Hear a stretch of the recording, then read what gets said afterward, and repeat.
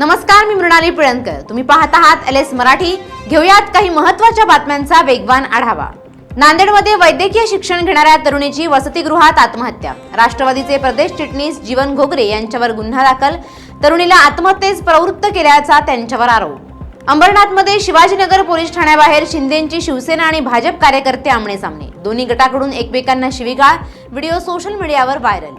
धाराशिव जिल्ह्यात पंचायत समिती सभापती पदावर महिला राज. जिल्ह्यात 8 पैकी 7 पंचायत समितीवर महिला सभापती. सर्वाधिक 6 सभापती पद शिंदेंच्या शिवसेनेच्या वाट्याला, तर 2 ठिकाणी भाजपचा झेंडा. विदर्भ साहित्य संघाच्या निवडणुकीत राजकारण शिरलं. कोट्यवधींच्या मालमत्तेवर राजकीय नेत्यांचा डोळा असल्याचा ज्येष्ठ साहित्यिक श्रीपाद जोशी यांचा आरोप. कोल्हापूर शहरात 214 रिक्षांवर वाहतूक पोलिसांची कारवाई. 3 मार्च ते 6 मार्च दरम्यान कारवाई.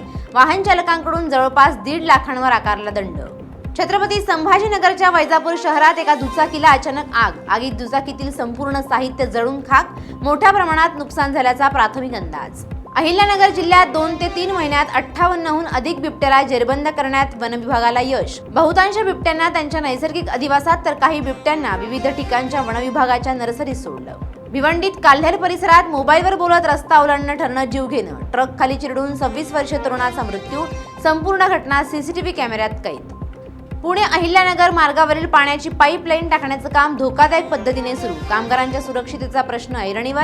नियमबाह्य आणि धोकादायक काम थांबवावं, नागरिकांची मागणी. पुण्यातील महम्मदवाडीतील गोडाऊनला भीषण आग. आगीत 4 झोपड्या आणि 4 दुचाकी जळून खाक. सुदैवानं कोणतीही जीवितहानी नाही. या होत्या आताच्या घडीच्या काही महत्त्वाच्या बातम्या.